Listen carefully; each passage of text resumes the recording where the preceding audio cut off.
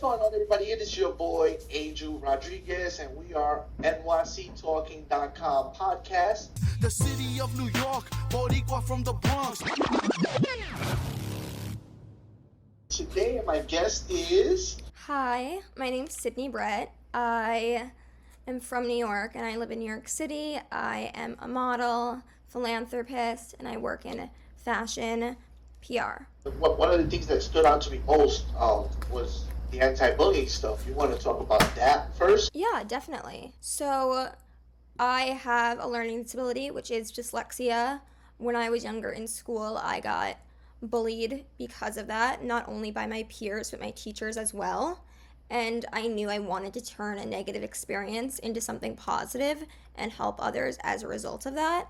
And that's where my nonprofit, which is a 501c3, was born, that I started in high school when I was around 16 years old, and now I'm 22. So I've been doing this for a while now, and I really enjoy helping others. My nonprofit is teaching kids just to be kind and to be confident in who they are, while also teaching parents, schools, and educators what to look for if their child is being bullied. You mentioned that the teachers bullied you as well? Yeah, it was more, it's not like they're on the playground and they're gonna fight me. It was more their words, and they would say, my dog is smarter than you, and make a lot of comparisons that I don't think any teacher or educator should. My nonprofit does a variety of things, but what I mostly do is go into schools and talk to students. And when I talk to these students, I don't know who's who. If there's someone being bullied, if there's someone that's the bully themselves, I'm talking to everyone and teaching them the importance of kindness and how we can do that, and how our words really have a significant impact on others. Like, have you gotten any feedback from the children? I think people take the message very well. I've never had someone come up to me and said that they bullied others, and my words have encouraged them to do the opposite. But I have had teachers and educators come up to me and praise me on what I am doing, which feels really good. And this past back in May, I talked to a school in my school district, and I talked to about over 500 kids in one day from preschool to 5th grade, and one of the people that happened to just give me feedback was a teaching assistant that I had when I was in kindergarten or 1st grade, which was like a very much a full circle moment. That's so nice. Yeah, I think it's important to have good teachers in your life, and that's another thing that what you were saying before about how you weren't comfortable in your school and wanted to drop out. That's another thing that we kind of address, and I'm merging together. I'm trying the importance of anti-bullying and mental health awareness. A lot of the times I think that the bullies themselves are struggling from some form of mental health and they might not know it, and the kid that is being bullied, they definitely are struggling from self-esteem issues and confidence, but might not know it yet, but will have to deal with that down the line. So that is something I implement into my programs as well. You're very active in community. I love philanthropic work and giving back to my community. I'm really not interested in politics, but I have a full-time job working in the fashion industry, which is very much different, but a big part of my life is still giving back to others and through community service. My modeling, I started when I was younger doing some child modeling, so to speak, but I've always had a very big and outgoing personality and loved being in front of the camera, and I wanted to turn it into a career. I was not sure how to, but eventually I came in contact with the right people and started booking some work, which was great, and I only have positive things to say about the modeling industry and my time modeling. Some of the awards, there are so many of them. Which one are you most proud of, if any?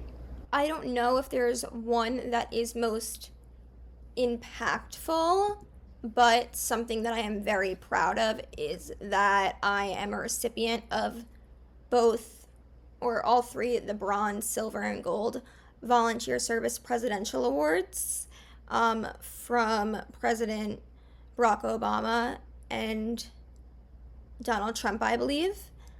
And the volunteer presidential service awards is you have to complete over a certain hours of community service to qualify for that, and then you are recognized by the president.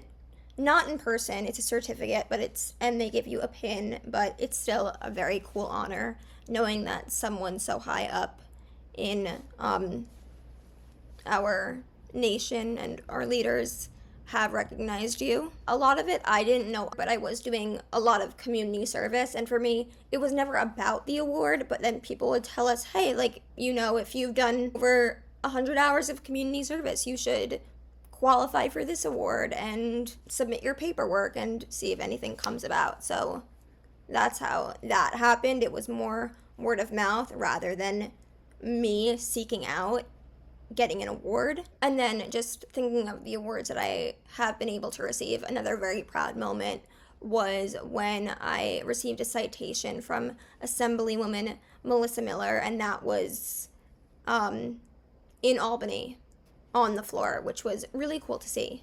That was the first time that I went and was recognized in front of all the officials. Even though I'm in the fashion industry right now, I would love to find a way that I can help others and combine my love of fashion. So growing up, I always, it was instilled in me that, giving back is important, to give back to people that might not have as much as you do. But I also started pageantry, and for people that don't know all about pageantry, I was never involved in anything like toddlers and tiaras. I call it more like the Miss America style pageants, where everyone has a platform. Mine always happened to be anti-bullying, and you do in-person interview, and it was about strengthening your speaking skills, and quite the opposite of toddlers and tiaras. That's what I'm trying to say. But through pageants, they really encourage you to give back to your community and do community service. So pageants definitely helped me find out that I have a love for community service. What do you do in fashion work? What's your gig?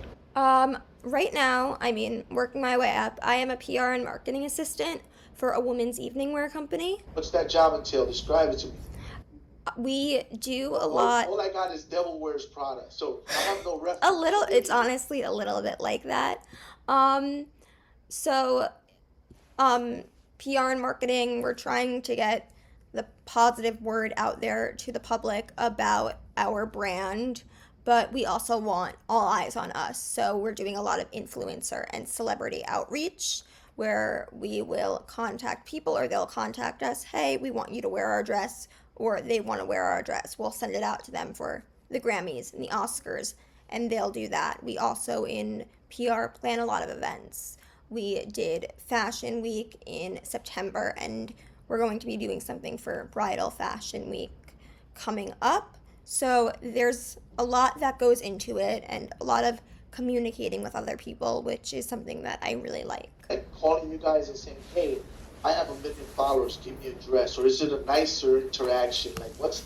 It's both. There are some people that just find my email and say, hey, I have a random wedding in Miami that I'm going to, can I borrow a dress?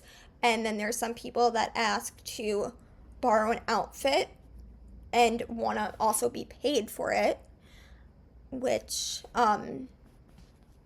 is just interesting in itself. But then there are people that we reach out to saying, hi, we know you're doing a book tour or have a concert coming up, and we would love to dress you in exchange for you posting on social media. So sometimes it is that if we give you an outfit, you'll help us out in return by posting about it and saying that you love our brand. But sometimes it's completely organic, where an influencer just buys one of our outfits on their own and decides to wear it and promote it themselves. You have somebody saying, hey, give me the dress, and pay me to wear it.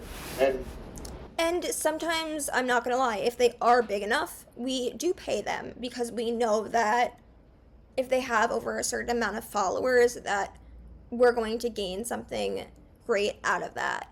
But that's not something we do all the time. People like that will just give them the dress for free. You ever had anybody try to threaten or strong arm you guys to give them something? Not that I've experienced, no. But I also only started my professional full-time career in fashion in June, so it's felt like a long time, but it also hasn't been. The things you're involved with, what's your favorite? I definitely, I mean, all of them I love. I love working in the fashion industry. There are its pros and cons, like you said, The Devil Wears Prada. I'm not gonna lie, it's like that sometimes. But I also love the modeling and pageant industry, and even if I'm not always involved in it, I love helping out.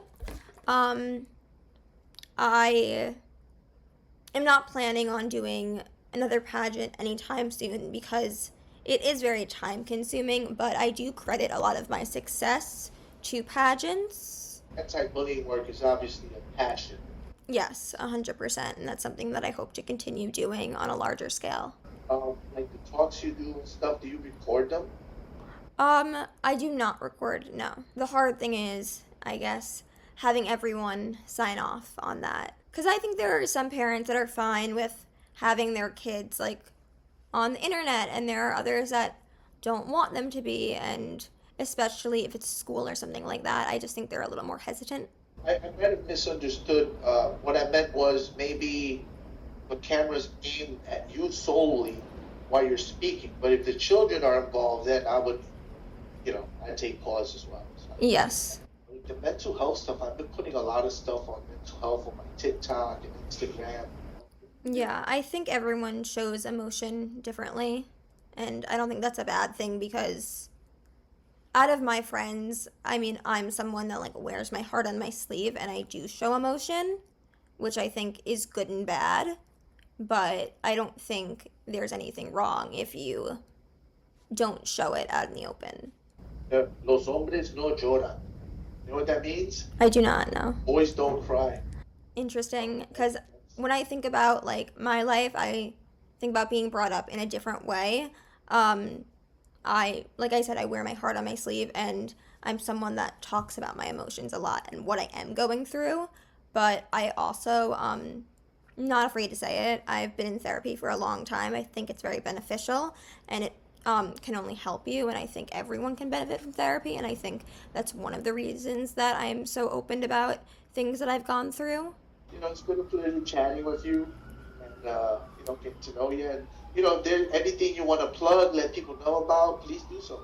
So just a little more about my organization, and that it is a 501c3, and we're giving kids the tools they need to be confident in who they are while teaching kindness to themselves and others in their community, and also putting an emphasis that everyone has the right to be respected for who they are, no matter where they come from and who they are. My nonprofit does a lot of things that you can get involved in. I go into schools and I talk to kids about the importance of anti-bullying and mental health. But I also do a mentorship program where I help mentor kids, and I hold teen empowerment workshops where I show people leadership skills and really how to be comfortable in your own skin. I also offer an unfiltered photo shoot, mainly for girls, and that is to teach them the importance of raw, authentic beauty. And I do custom workshops. I do workshops for parents and educators on how to be safe on social media. So under my organization, there's a large umbrella, and there's a lot going on that if people want to get involved, they can. In June, I want to say, I came out with a book. It's called A Day in My Shoes. It is about a boy named Jack who is a bully and bullies others. By the way, I did read the sample on Amazon, and that principle is going in. Yeah, so it's about a boy that's a bully, and he is told by his principal kind of as a punishment, but not really. It's more of a learning lesson that he has to spend a day with both of the kids that he bullies, and he realizes the importance of kindness and empathy. And I created that as a teaching tool to be used in schools. A lot of times, especially with younger kids, when I go into schools and talk about anti-bullying, I like to bring a book to read. I don't want to say that there's no good books out there. There definitely is. I just haven't found it or got my hands on it yet. I'm someone that very much, if I don't find something that I like, I will take it upon myself to create it myself. So I couldn't find a great book to bring into schools. So I started brainstorming and wrote a book myself that I could bring into schools and use as a teaching tool. And yes, that is available on Amazon, and it is called A Day in My Shoes. It's been a pleasure. It's nice to meet you. Thank you so much for having me. Yeah, for sure. Great chatting with you. You are listening to the NYC Talking podcast. www.nyctalking.com. Please like NYC Talking on Facebook. Please follow Angel R Talk on Twitter and Instagram. We are NYC Talking, the realest lifestyle blog ever. Thanks for listening.